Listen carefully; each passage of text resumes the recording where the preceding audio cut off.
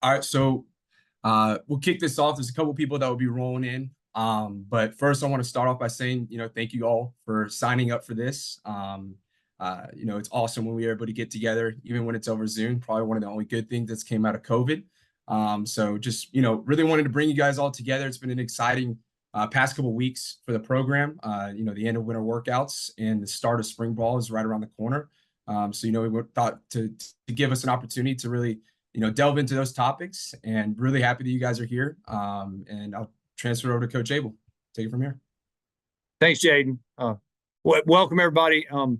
As always, really appreciate you taking the time to come on, talk with us, ask questions, right? Learn about where we are in the program. I'm excited to show you some of that, some changes that have happened. And I would ask you, as questions arise about things that we may be talking about, or I introduce part of the program tonight, feel free to go and jot those into the Q&A, okay? And then we will get to those Q&A all at the end, right? So, instead of you waiting and thinking, oh, I got a question, I'm probably not going to maybe answer it on the spot. I will probably come back to it, okay, as a big Q&A that winds this whole thing down.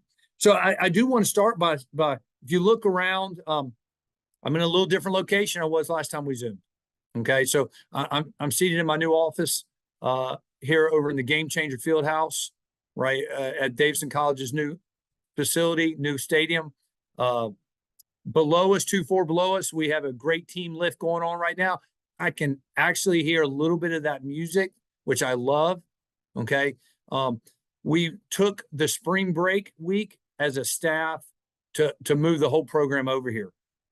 It's been a tiring process, as you know, from the start of this 4 years ago to now moving in. But what a great moment in time for Davidson College, for Davidson Athletics, and then for Davidson football. So many of you had a part in this, and I'm going to start by just saying thank you. If you have not seen the reveal video, so we had a reveal night last Sunday for our football program.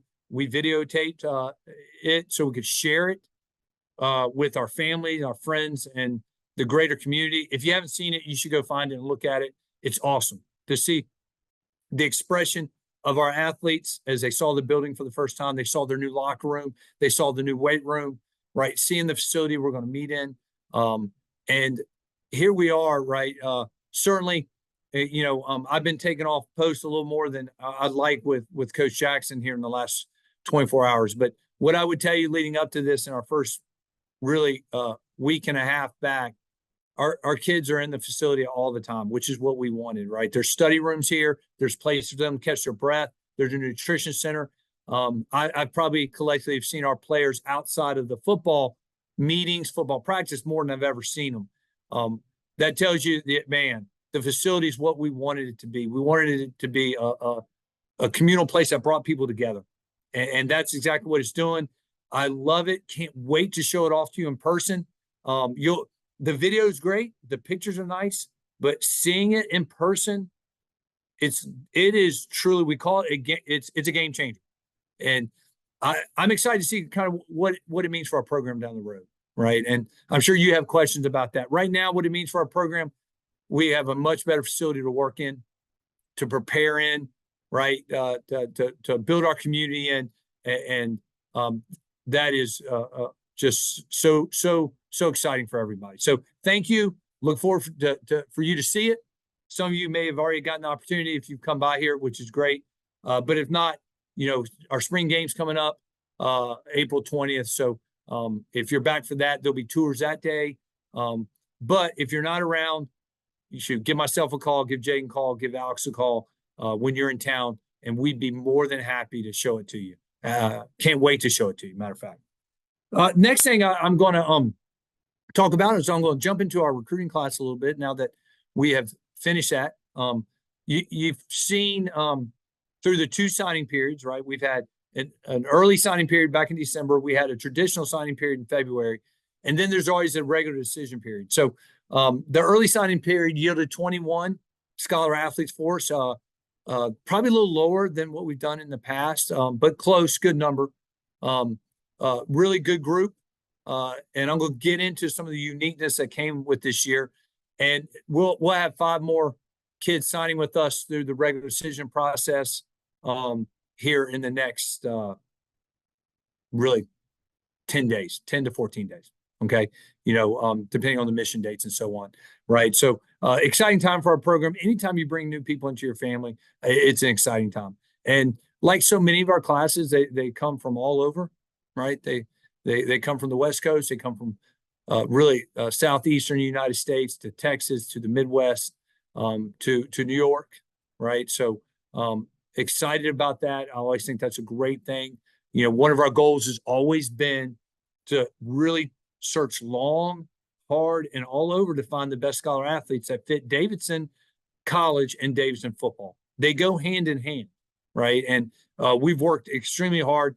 I'm really proud of our staff. And maybe, I'll be honest, maybe the most difficult year in doing that. The challenges that we saw this year, the mess that is the NCAA, the mess that is big time Division I college football, the NIL, the transfer portal is really kind of trickled down to us, which I believe for the first time. I tell you that not because the transfer portal has really hurt us, but it hasn't hurt us. But instead, what's happening is because of NIL, there's a lot of room out there to take bigger rosters, and their kids who aren't scholarship kids are getting offered NIL money, right? That to attract them instead of scholarship money. They're not scholarship players because they need roster numbers. They're stringing kids along further, and on top of it, I with our success, our new facility, we're recruiting a better brand probably than we've recruited in the past. Like we're in the mix with more scholarship programs than we've ever been in the mix with. So that became new for us. And with that probably came some learning lessons for us, a little bit of frustration, kids who committed to us and then later on left because they got a full scholarship offer somewhere. That's a good thing in one term, like, hey, we're recruiting the right kids, but at the same hand, you lose a kid in late January, it's hard to replace them, right? And so there was definitely some learning through this process this year, which we will. But we take every opportunity to how can we grow, how can we get better, how can we learn, and so we will. But at the end of the day, right, we're gonna welcome, I guess 25. I said 5, it was 4 in regular season. 25 scholar athletes here, which is a good class for us. Weren't going after a huge class this year. Was going after a class between 25 and 28. So we landed at 25. It's a class that really should be able to come in and really help us depth-wise. We're a young program, right? So I'm going to kind of bleed this into our roster now. We're not a real old roster. We played a lot of young guys this year. And so the expectations of the incoming group is really there should be a group that helps us build depth, okay, that allows them to grow as college students and college football players, and then allows us to develop them. That is huge for us, right? We are still, I have no stat to back this up, right? So I'm going to openly say that I may be wrong. I don't think I am. I think we had the highest yield percentage of return of any college football program in the country, right? Meaning what we lose in the transfer portal. I can't imagine anybody who has less than we have. I mean that, right? And so our goal is always to bring young people here that value this education, right? That can help us grow as a football program, help us grow as a community, and then develop those people. And so I'm excited about that. And I think there's a lot of those guys in this class. And as we move into this roster, right, pretty young roster last year, right? I've said this a lot. I think we started 17 sophomores, really the back half of the year. Some due to some injuries, but some due to just it's a really strong class, and they earned spots and they won jobs. That should really begin to show itself in some maturity and some age with that roster. I think when you look at it, I will start with what are maybe some of the challenges in our graduation from last year. I think you'll find most of those challenges probably up front, right? We graduated a good group of seniors up front on the offensive line.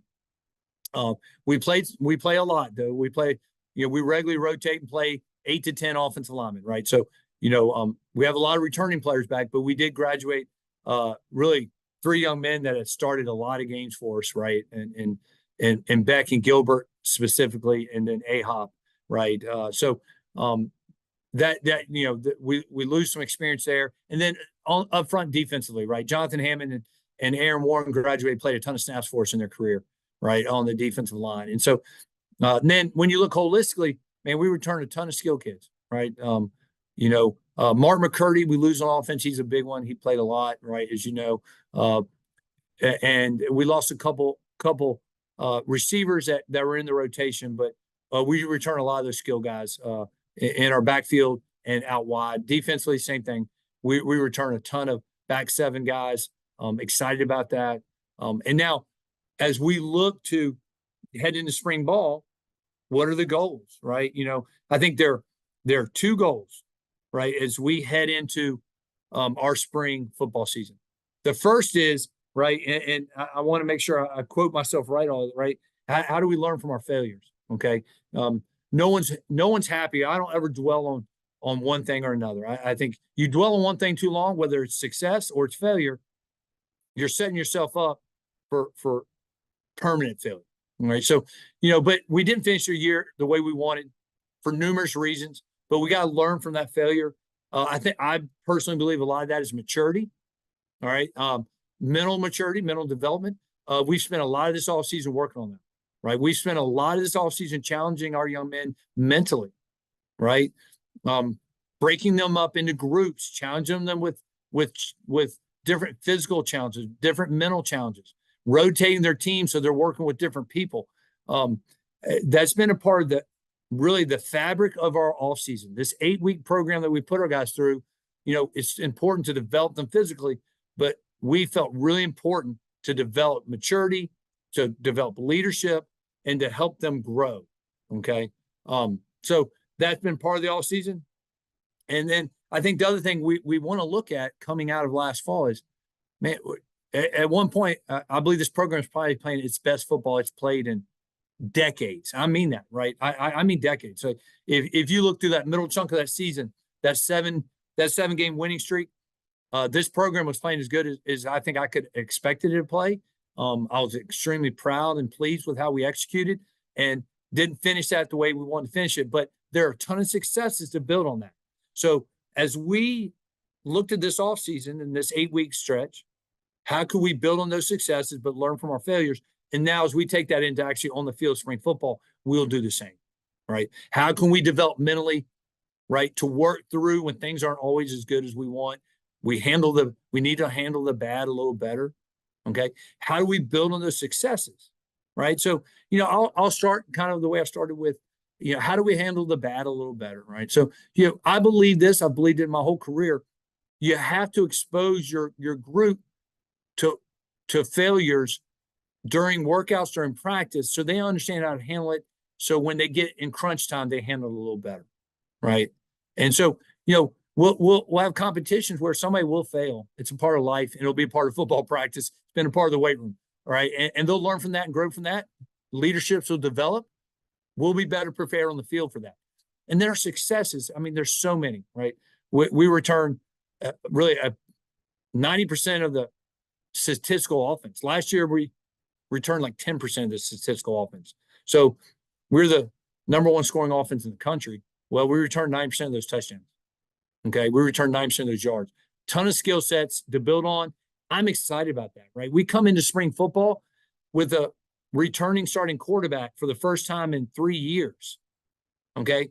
Coulter finished years, our starting quarterback, had a really good sophomore campaign. Now he comes into his spring and sophomore year, more mature, ways to build on, right? With a really quality young man fighting for playing time right behind him, and Luke Durkin, who's played a lot. So we now probably have the most experienced quarterback room as I've had in years, to be honest, right? If you think about being first-year starter with Colt this year to last year, right? We had some quarterback injuries, ended up moving Jaden Waddell to be a quarterback. The year before that, Louis Colosimo was a first-year starter.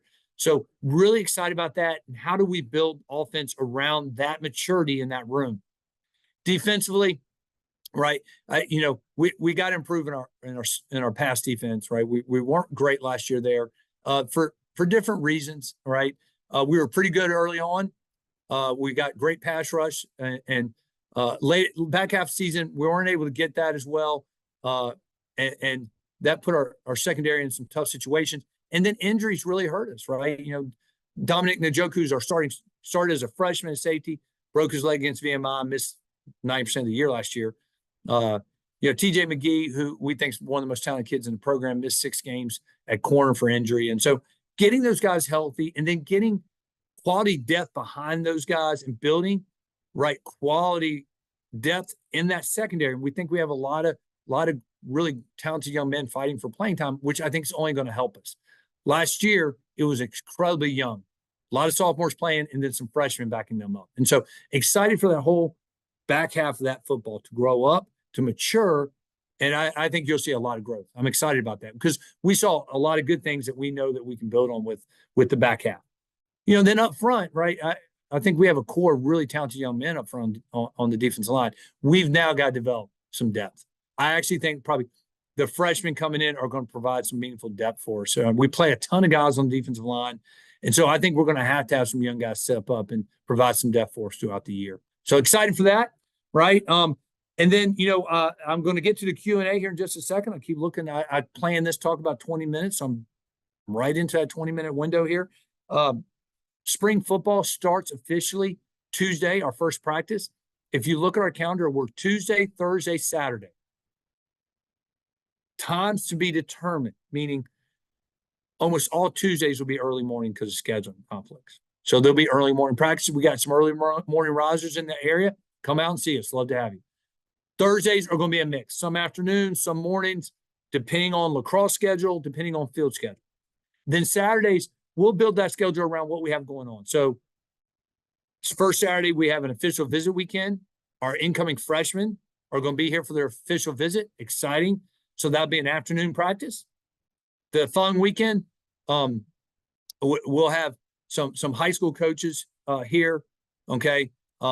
Junior Day, maybe is that second weekend. Is that right, Alex? Yeah. So Junior Day, which it will be our first in-person Junior Day in quite some time because we just can't wait to show off this facility.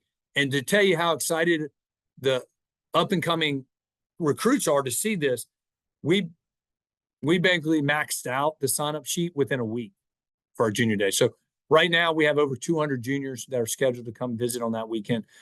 So that practice will be mid-morning to early afternoon practice as well. And then we get into April, and those Saturdays will probably be more traditional morning practices and getting ready for our spring game on April 20th. A lot going on around the spring game. We'll be dedicating the facility, the field. We will be giving tours. We'll be having dinners with the donors who are very generous. The major donors in this project that have been working with myself and our administration and Chris Clooney for years to see this through. So I'm excited for all that. But there will be tours throughout the day. We want everybody to get a chance to see it. So Alex and Jaden will be combining on all that information coming out to you. Okay. With that, I'm ready to answer some questions.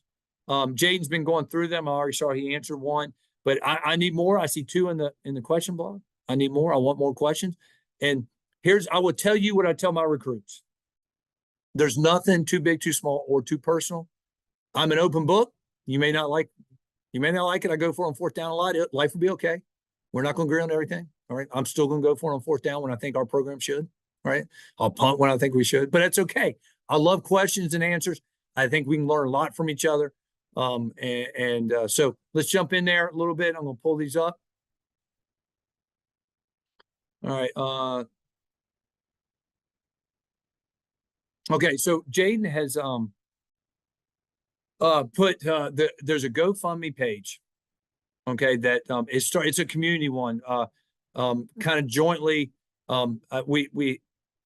My church, Stephen's church, have some mutual friends that are in Bible study with him, where he was actually headed Wednesday morning when he was in this bad car accident. And they've come together to create this GoFundMe. We're helping by getting the information out. So if you feel so led, please do so. Okay. That we certainly leave all that up to you, but all those donations will go right to that family to help them. Is now they, there'll be a lot of medical bills, and there's going to be a lot of rehab, a lot of recovery coming. All right, there's no doubt. And just some changes in life, I would imagine, for this family. So if you can help and you can, please do so. Right. Jay, what other questions we got out there? Brian Brown asked a question. Are we focused on getting more athletes on the defensive side of the ball? Well, Brian, I'm going to kind of rephrase that for you. I think we have good athletes. I think the key will be getting more experienced athletes, right? Getting athletes to play a little more discipline, right? I think that would be the key, right? I think there's enough body of work there defensively to tell you that, hey, we had some really good things going on last year, but then we weren't always disciplined enough, right? Which that falls on us as coaches. We weren't deep enough, and I didn't think we played enough guys all the time. That comes to building depth. And then as you build depth now, that creates more competition. And I think we missed that last year, right? I think there wasn't quite enough competition in some of those rooms, partly because of injury, partly because of depth, partly because I think we got out of our lane a little bit, if I could be honest, right? We've been a bend don't break defense for most of our careers, me and John. And because I think we are actually as athletic as we've been since we've been here, we began to really dabble and play more man. Well, that looked pretty good early on, right? It really did, right? Well, I thought we played well. We got a lot of pressure. Our pressure packages were good. We caused a lot of disruption. 6 games in, we have 18 sacks. We're on record to break sack records. But as time went on, we got beat up.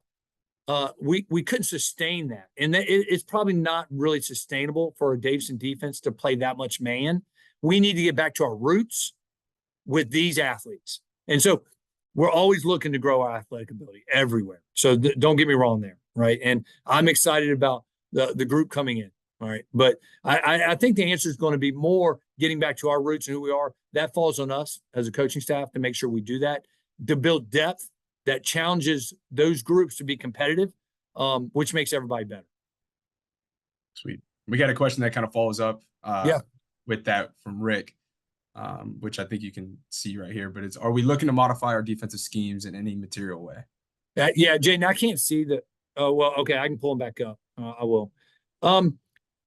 Yeah, as always, and Jaden, I'm gonna allow you to just keep working through them because it kind of blocks my screen. As always, we look every year to where do we need to grow, where do we need to modify in every phase, right? If you noticed last year, I mean, yeah, everybody can give me a hard time about we run the ball, but we're about the most dynamic passing team in the league. We finished second in the league in passing touchdowns. We're number 1 in passing efficiency, right? We finished middle of the pack in passing yards. So we modified because we had the skill sets to do so. And last year we modified defensively. We thought we were going to be able to play more man.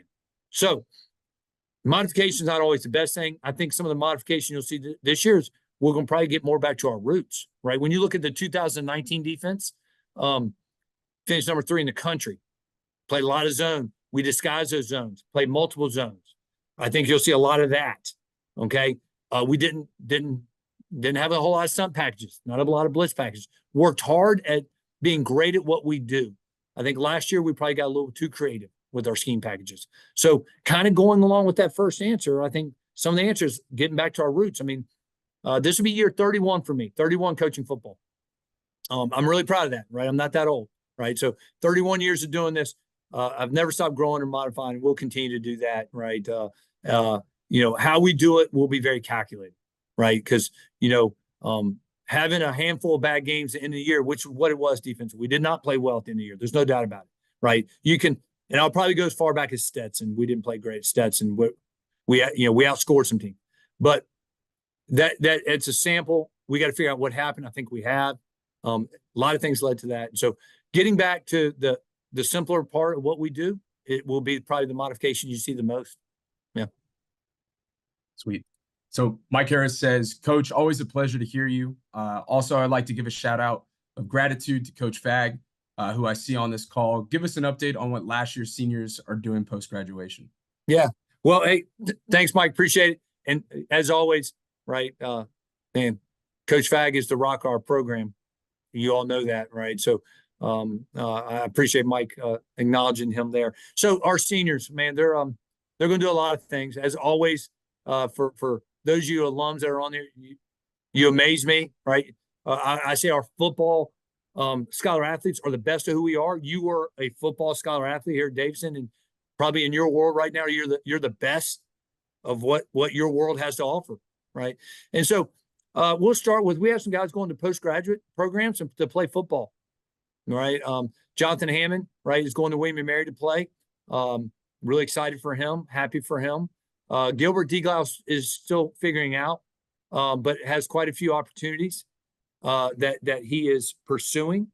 Okay, Aaron Warren just got a great job with a major, and I won't get into details, but major food corporation in their human resource. He's a tech guy, right? So he's going to be dabbling. Really proud of him and what he's doing. We have guys as always that are going into some postgraduate schools, right?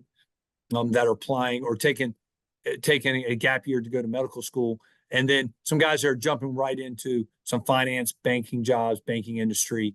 And so you're getting a collaboration. And then guys trying to figure it out. Yeah, Mark McCurdy has flirted with playing a graduate year and has some opportunities, but also has some opportunities to go to work and some really nice job offers. So he's still weighing it out per se. And so, as always, they have plans. They're heading in the right direction. Compliment to a lot of you guys who've helped through that process, right? And to our staff. I don't give our staff enough credit on this, but our staff serves our guys in a lot of ways. And one of the ways is preparing them for their job after football. Everybody wants to talk football forever, but it doesn't last forever for most of us. And so, how do you prepare to get those internships? How do you make those connections? And so our staff really works hand in hand with their position rooms. And I'm really proud of that. And this is something that I'll say is probably concerning for us a little bit. And I like to admit the concerning parts. I'm a real positive guy. Y'all know that. But we got 3 young men that are graduating early, right? And I say that's concerning, right? That's exciting. Like they've finished their Davidson education in 3 years. Part of that is because of the COVID year and their class structure allowed them to get ahead. They could graduate early, and they're really bright kids, right? So for those guys, right, they're all going to post grad to start their graduate school, not to play football, right? To start their graduate work. Jack Bogan and Max Weaver and Seth Warner, those 3 guys, right? And the one I hope you recognize all those names, but you probably recognize Max Weaver. He would have been a rising senior receiver, played well for us last year, right? So, we formulated that into our senior class. That caught us a little off guard back in the fall, I'm not going to lie, when we had those discussions. And why would that young man make that decision? Well, in all those cases, they're financial decisions, right? That financially to come and pay another year of undergraduate when they've met all their requirements. We don't have a graduate program where they can spend that money in a graduate program. I shake their hand and congratulate them, wish them luck. I'm not that guy that said, well, no, you need to come back and pay and play football here just to take classes. I want our guys to do a 5th year. We've been able to work that out in some cases, Coy being one, Lewis being another. But we have to get ahead of that. They have to take a semester off. That didn't happen in this case because it kind of jumped on them too. They realized as they scheduled for their junior spring, which they're in now, they're like, well, I'm going to finish all my class load. I'm going to meet my requirements. So hard decision. They all thought long and hard about coming back for the fall. But at the end of the day, it was a financial decision for all 3 of them. I wish them great luck. We'll celebrate them like our seniors and wish them luck. But that's been a little unique for us. So next question comes from Brian Overcash. Who will be our greatest offensive weapon next year? Wow. Brian, I got so many names. I kind of talk. Brian, I like to talk about more than one. But I'll start with Coulter. I think Coulter's dynamic. Okay. Y'all saw, let's be clear, right? Struggled against Moorhead. That led into a struggle the first quarter against Dayton. Okay. But if I were to sit back and look at his whole body of the work, and I would tell you this, but between game really 2 and game 9 last year, he probably played as well as any quarterback I've had play in my system. Completed at an 80% completion rate, like 16-1 touchdown to interception ratio. Ran the triple when we needed to run the triple, ran it effectively, protected the quarterback. Now, that got away from me. Okay? That did the last 2 weeks. So, but I think he is so dynamic. He works at it really hard. He's got a lot of talent, and I think we've just scratched the surface. So I'll start there. But right behind him, man, the 2 running backs you guys heard a lot from last year, Maury Adams and Mason Sharon is man, they're a load. They're talented. They can run. Last year's their first year playing. They're sophomores. Man, the best is ahead for them. You know, they combined for over 2,000 yards and 30-some touchdowns. Not to mention Sam Valor, who was actually getting equal reps with them before he got hurt last year, who's back fully healthy. Those 3 back there are as dynamic as a running back trio as we've ever seen here. Hard for me not to mention them. Brody Reyna, who is our top returning receiver, is back. He's a rising junior as well. He's in Coulter's class. Really dynamic. You saw that last year. He led us in touchdown catches. Finished top 5 in the league in touchdown catches in our offense. Yeah, how about that, right? And then Sam Hedrick, who missed the last 6 weeks as a tight end at injury force, really dynamic, right? What a difference he was for us. So I could go on and on. Kyler Herring, I also mentioned the big boys up front, Kyler and Malik, ton of starts underneath them, as good a guards as there are in the league. A lot of weapons on offense. Aaron, my own, I'll keep mentioning them. But love the question, Brian. You can tell I'm really excited about our offensive power that we have coming back. We got to develop some confidence up front. I think we have some really talented kids stepping in up there. We'll lean on Malik and Kyler early. Breaking in a new center makes every coach in America nervous, right? But got some talented guys coming, but that will be the question mark early for our offense. Sweet. Mike Piskoski asked, any thought of adding a 12th game because of the extra weekend? How does the OOC schedule look? Mike, I'd like to. How about that? I think it'd be really tough at this point. Finding the right matchup. It's a calculated thing for us. So one thing that happened this year is our in-conference bye week is happening at the end of the year. So if we were to play a 12th game, that means we'd play 11 straight games, have a bye week, and then go to Valpo with maybe a lot on the line, right? I think that's really tough. So we had to look for the right game, didn't find it. And so we're with that 11, and I think we'll probably ride that way.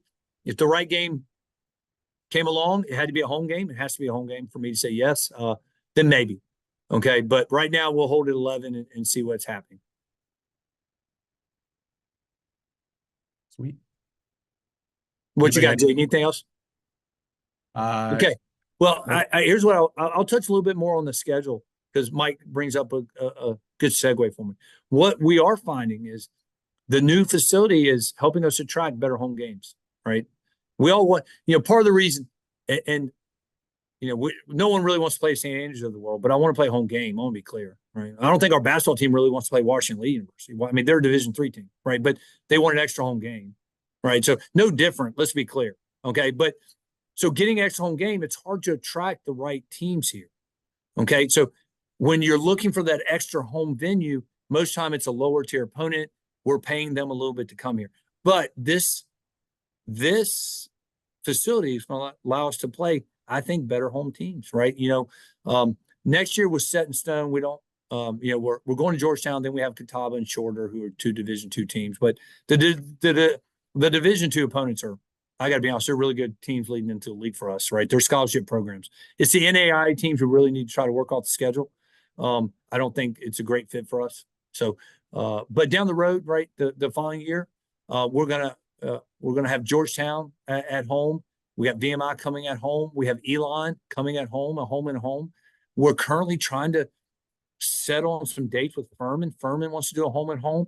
Can't quite agree on dates, right? It's tough to agree on dates, but we are getting in those conversations more and more where in the past, VMI wouldn't come here in our old facility. Vermin, they weren't coming here in our old facility. So the facility is allowing us to attract better opponents here, which is real exciting for everybody. Yeah. We even had a West Coast team, UC Davis, who's a top 10 program, reached out to do a home and home. Not really financially in the cards for us, right? Because we go to California and have to make that trip and pay for that anyway. So, yeah, financially, that doesn't make sense for us, but that's exciting. Yeah, that's exciting for us. Yeah. So Patrick Pope's got two things. He said Roger Herbert has a year of eligibility remaining. He can cover the center position. So, well, listen, all right, let me start right there. Hey, I love it, Patrick. And I would tell you, Roger, love the way you look, my man. We probably would have to get you on some weight gain, right? We gotta get some protein in you, get you some, hey, come down to our new fueling station. We have to talk. But I can show you, like, hey, I can put on weight with the best of them. Come on, we can do it together. Yeah. He follows that up with question: how are we going to fill the new stadium? Well, that's going to come down to marketing. Yeah. You know, and I think that's something that I am talking till I can't talk anymore about it around campus all the time with our marketing people. I think we have a great opportunity in front of us, and it's up to us what we do with it. I'm one part of that, right? But I'm not a marketing guru, but I am pushing hard for us to think outside the box, for us to design a tailgating facility area that makes sense for us, that will continue to attract our students to come here. I think initially we're going to attract a bigger crowd, right? The Jumbotron, when you're here in the stadium, it just allows for such a better fan experience. I cannot wait, right? The lighting, it's just, I can't do it justice. I'm excited for everybody to see it. So I think that's initially going to help, but we're going to have to do the hard part. You know, our marketing teams here are going to have to work real hard, as they do for all our programs, to continue. I mean, our campus is not going to fill our stadium. We're a 2,000 student campus, and it's a 6,000 seat stadium. So, you know, our old stadium sit just under 5. So we were doing a great job of filling that up, right? I think we finished second in the league last year behind Morehead State. I would debate those numbers a ton on Morehead State, but I'm just so. But we're, you know, so now we got to take it to the next level. As every program, everybody's got to grow. So excited to see how our marketing team designs the ways to attract more and more, you know, fans here to our stadium. All right, does that wrap us up? Hey, I want to close by thanking every one of you. I love our fan base. I love seeing you at other events. I've been able to see quite a few of you at basketball games. And I see you around town, or I see you when you come in town. And, you know, it's always a great day in Wildcat Country, even when we have tough days, right? You know, even when we're going through hardships, like we're going with Coach Jackson, or, you know, our beloved Greg Johnson passed away, right, last month. And that's a hardship. But we do it as a community. And I'm reminded all the time, right, what a precious community that we're a part of. I hope you appreciate it as much as I do, right? I know our families here do. We will ask you continue to keep Coach Jackson and his family in your thoughts and prayers as he now goes through these surgeries and hopefully begins to recover, right, and begins that journey. And if you get out to spring football, you know me, I'll come talk to you. I want to see you. Come out. Love you to be a part of it. I loved our Q&A today. It's always the best part of this. Don't be strangers. We want you here. We want you involved. And with that, hey, go Cats. And thanks for your time today.